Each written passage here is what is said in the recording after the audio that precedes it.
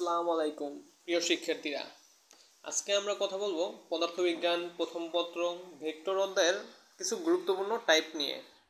এখানে আমি কিছু গুরুত্বপূর্ণ টাইপ অ্যাড করেছি এবং এই টাইপের ভিতরে কোনটা কোনটা আছে, এখানে কিছু গুরুত্বপূর্ণ টাইপ বলতে আমি বুঝেছি যে এখানে সম্পূর্ণ চ্যাপ্টারের যতগুলো টাইপ আছে সব টাইপগুলো আমি একত্রিত করে নিয়ে এসেছি এবং সাজিয়ে নিয়ে এসেছি।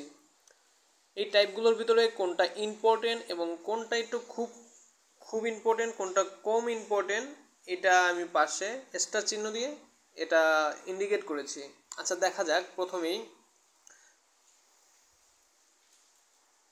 দেখো, টপিক প্রথম হলো রাশির পরিচয় ও প্রকারভেদ। এটা আমরা ক্লাস 9-10-এ পড়েছি এবং এই রাশির পরিচয় ও প্রকারভেদটা আমরা ক্লাস 9-10 থেকেই পড়ে এসেছি এবং আমরা জানি এটা খুব স্বাভাবিক, আর এখান থেকে প্রশ্ন খুব কমই আসে, অ্যাডমিশন বলো বা একাডেমিক বলো। আচ্ছা, তারপরে দেখি কি আছে। ভেক্টর ও স্কেলার রাশির উদাহরণ। এখানে কয়েকটা উদাহরণ ইম্পর্টেন্ট আছে, যেমন বৈদ্যুতিক বিভব, তড়িৎ প্রাবল্য, হ্যাঁ, বল, চাপ। এগুলো কোন রাশি, ভেক্টর নাকি স্কেলার, এগুলো এমসিকিউ আসে অনেক ক্ষেত্রেই। হ্যাঁ, তাই এই টাইপটা মোটামুটি ইম্পর্টেন্ট বলা যায় শুধু এমসিকিউর জন্য। তারপর দেখি বিশেষ কিছু ভেক্টরের কতিপয় সংজ্ঞা। আচ্ছা, বিশেষ কিছু ভেক্টরের কতিপয় সংজ্ঞা বলতে এখানে বোঝানো হয়েছে যে ভেক্টরের কিছু প্রকারভেদ আছে। প্রকারভেদ বলতে এখানে অনেক ধরনের ভেক্টর আছে, যেমন নাল ভেক্টর, একক ভেক্টর, অবস্থান ভেক্টর, ব্যাসার্ধ ভেক্টর। এই যে অনেকগুলো ভেক্টর আছে, আমি এইসব বিষয় নিয়ে আলোচনা করবো। এই প্রতিটা টপিক নিয়ে এক একটা লেকচার হবে আলাদা আলাদা, এবং এই লেকচারগুলো জানার জন্য অবশ্যই আমার এই চ্যানেলটি সাবস্ক্রাইব করে সাথে থাকবা। হ্যাঁ, প্রতিটা টাইপ নিয়ে আলাদা আলাদা আমার লেকচার হবে এবং এখানে বিস্তারিত বলবো, কিন্তু এখানে আমি সামান্য কিছু বলে দিচ্ছি যে বিশেষ কিছু ভেক্টরের কতিপয় সংজ্ঞা। এখানে অবশ্যই আমরা কিন্তু ওই নাল ভেক্টর কোনটা, একক ভেক্টর কোনটা, অবস্থান ভেক্টর কোনটা, এগুলো অবশ্যই জেনে থাকবো এবং পরবর্তী লেকচার বিস্তারিত আমরা জানবো এটা নিয়ে। তারপরে আছে ভেক্টর ও স্কেলার রাশির যোগ ও বিয়োগ। এটা মোটামুটি ইম্পর্টেন্ট, কিন্তু এই যে কতিপয় সংজ্ঞা এটা খুবই ইম্পর্টেন্ট। এখানে ক কিংবা হ্যাঁ ম্যাক্সিমাম টাইপে সৃজনশীল প্রশ্নে ক নাম্বারে এই ধরনের কোশ্চেন দিয়ে থাকে।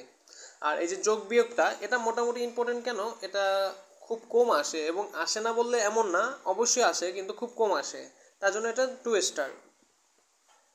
তারপর আছে ভেক্টর যোগের সূত্র, প্রকারভেদ, সাধারণ সূত্র, ত্রিভুজ সূত্র, বহু সূত্র, সামান্তরিক সূত্র।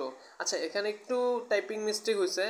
ভেক্টর যোগের সূত্র, এখানে রোগের হয়ে গেছে, যে ওটা যোগ হবে, ঠিক আছে। আচ্ছা, তারপরে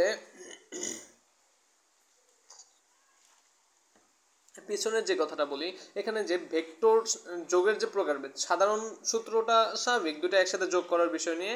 ত্রিভুজ সূত্র, বহু সূত্র, দুটা তেমন প্রশ্ন আসে না, কিন্তু সামান্তরিক সূত্রটা খুবই ইম্পর্টেন্ট। এই টাইপ থেকে কোশ্চেন আসে প্রতিবারই। তারপরে দেখা যায় যে এই টাইপ থেকেই আমরা ম্যাক্সিমাম কোশ্চেন পাবো। ইনশাআল্লাহ পরবর্তী লেকচারে আমরা এই বিষয়গুলো নিয়ে আলোচনা করব। আচ্ছা, তারপরে দেখি ভেক্টর যে সকল বীজগাণিতিক নিয়ম মেনে চলে।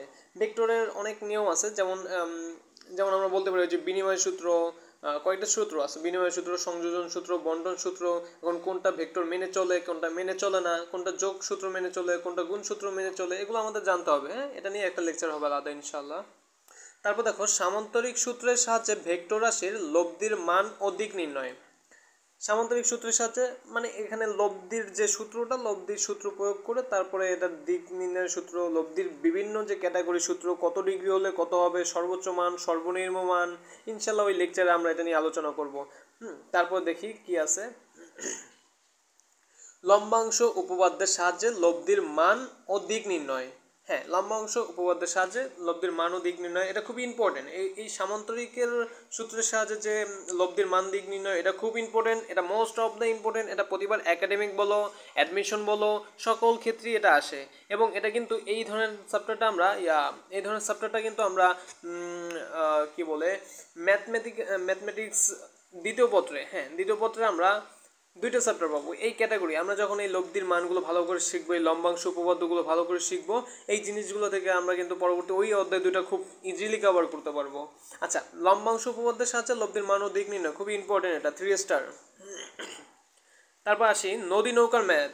এটার কালারটাই আমি চেঞ্জ করে দিয়েছি, কারণ এটা মোস্ট অফ দ্য ইম্পর্টেন্ট। প্রতিবার এটা আসে, বোর্ড কোশ্চেন বলো, এমসিকিউ বলো, সকল ক্ষেত্রেই এই কোশ্চেন আসেই এবং আসবে। নদী নৌকার ম্যাথ, এর জন্য আমি এটা 5 স্টার দিয়েছি।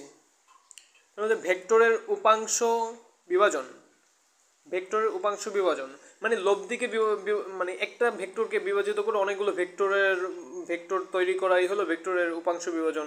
এটা 5 স্টার দিয়েছে। এটা তোমার এটা খুবই ইম্পর্টেন্ট, এটাও আসবে, তার কারণে 5 স্টার দিয়েছে এটা। আচ্ছা, আপেক্ষিক বেগের সমস্যা, হ্যাঁ খুবই ইম্পর্টেন্ট, এটা খুবই ইম্পর্টেন্ট। এই আপেক্ষিক বেগের সমস্যাটা বৃষ্টির ছাতা, গাড়ির গাড়ির বেগ থেকে মানে এক গাড়ির সাপেক্ষে আরেক গাড়ির বেগ কত, কোন দিকে যাচ্ছে, এই বিষয়গুলো খুবই ইম্পর্টেন্ট। এখানে বৃষ্টির ছাতাটাও ইম্পর্টেন্ট, এগুলো আসে আপেক্ষিক বেগের সমস্যার ক্ষেত্রে। হ্যাঁ, এটা খুব এই ক্যাটাগরি অনেক কোশ্চেন পাবা, এই যখন বোর্ড কোশ্চেন সলভ করাবো তখন এই ক্যাটাগরি অনেক কোশ্চেন পাবা। তারপর আসি বৃষ্টি ও ছাতার ম্যাথ। হ্যাঁ, এই মাত্র যেটা বলছে এটা কিন্তু আপেক্ষিক বেগের সূত্র ওই ক্যাটাগরির ভিতরে পড়ছে, তারপর আলাদা টাইপ করে নিয়ে এসেছি যে কারণ এটা এখান থেকে কোশ্চেন আসে, হুবহু এই টাইপ থেকে কোশ্চেন আসে। তারপর আসি গাড়ি ভেজা, এই যে গাড়ির কাজ, এখানে আবার টাইপিং মিস্টেক হয়েছে, গাড়ির কাজ হবে, গাড়ির কাজ ভেজা নিয়ে সমস্যা। এটা 2 স্টার, এটা মোটামুটি আসে, এমসিকিউর ক্ষেত্রে আসে ম্যাক্সিমাম ক্ষেত্রে, রিটার্নের ক্ষেত্রে অতটা আসে না, হয়তো বা 1 বছর 2 বছর দিয়ে দিতে পারে, হুট করে বলা যায় না। আর বৃষ্টির ছাতার ম্যাথটা খুবই ইম্পর্টেন্ট, এটা 3 স্টার দিয়েছি আমি। তারপরে দেখি দ্বিমাত্রিক ও ত্রিমাত্রিক স্থানাঙ্ক ব্যবস্থা ভেক্টর রাশির প্রকাশ, এটা খুব ইজি একটা টাইপ, এটা তেমন কোশ্চেন আসে না, যদিও আমরা জানি এগুলো নিয়ে, তার জন্য এটা কোনো স্টার দেইনি আমি। ভেক্টর রাশির গুণ, হ্যাঁ ডট গুণন আর ক্রস গুণন খুবই ইম্পর্টেন্ট, এই টাইপ থেকে কোশ্চেন আসেই এবং বারবার আসবে। এটা বিশেষ করে ঢাকা ইউনিভার্সিটির ক্ষেত্রে ক্রস গুণন ডট গুণন থেকে এমসিকিউ ম্যাক্সিমাম টাইমে আসে। হ্যাঁ, এবং এটা কিছু শর্টকাট মেথডও আছে, আমি দেখিয়ে দেবো ইনশাল্লাহ পরবর্তী লেকচারে। তারপরে দেখা যাক ভেক্টর রাশির সাহায্যে আয়তন ও স্কেলার নির্ণয়, আয়তন ও ক্ষেত্রফল নির্ণয়। এখানে বলছে ভেক্টর রাশির সাহায্যে আয়তন ও ক্ষেত্রফল নির্ণয়। হ্যাঁ, ক্ষেত্রফল নির্ণয়ের ক্ষেত্রে একটা সূত্র আছে, এবং মানে ভেক্টরের ক্ষেত্রে ক্ষেত্রফল নির্ণয় কীভাবে কোনটা করতে হবে, ত্রিভুজের ক্ষেত্রে কী করতে হবে, আয়তন কেমনে নির্ণয় করতে হবে, এগুলো আমি লেকচার পরবর্তী বিস্তারিত দেখাবো ইনশাআল্লাহ। তারপর বলছে vector calculus, most of the important. এটা এখান থেকে এই বছর এই রিসেন্ট ইয়ারে ঢাকা ইউনিভার্সিটির রিটার্নে কোশ্চেন দিছে কাল নির্ণয় থেকে। ভেক্টর ক্যালকুলাসের ভিতরে 3টা জিনিস আছে, কাল, ডাইভারজেন্স এবং গ্র্যাভিটেন্স। হ্যাঁ, এবং এইখান থেকে কোশ্চেন অবশ্যই আসবে, এবং এইবার বোর্ড কোশ্চেনও আসছে এখান থেকে কোশ্চেন, তো এটা খুবই ইম্পর্টেন্ট। আশা করি যারা নতুন আছো অবশ্যই আমার এই চ্যানেলটি সাবস্ক্রাইব করবে, সাবস্ক্রাইব করে সাথে থাকবে, এবং পরবর্তী লেকচারগুলোর জন্য আমন্ত্রণ রইল, এবং ভালোভাবে পড়াশোনা করবে। এখান থেকে প্রথম চ্যাপ্টার থেকে আমি শুরু করব, এবং আস্তে আস্তে প্রতিটা ধাপে ধাপে অন্য অন্য চ্যাপ্টারগুলো আমি শেষ করে দেবো ইনশাল্লাহ। প্রথমত টপিকগুলো নিয়ে আসবো, টপিকে কোনটা ইম্পর্টেন্ট, কোনটা খুব অতটা বেশি গুরুত্বপূর্ণ না, কোনটা বেশি গুরুত্বপূর্ণ, এই বিষয়গুলো নিয়ে আলোচনা করব, এবং তারপর থেকে প্রতি টাইপ বাই টাইপ একটা করে লেকচার আসবে ইনশাল্লাহ। হ্যাঁ, সবাই ভালো থাকবে, সাথে থাকবে, এবং সাবস্ক্রাইব করে আমাদের সাথেই থাকো। ধন্যবাদ।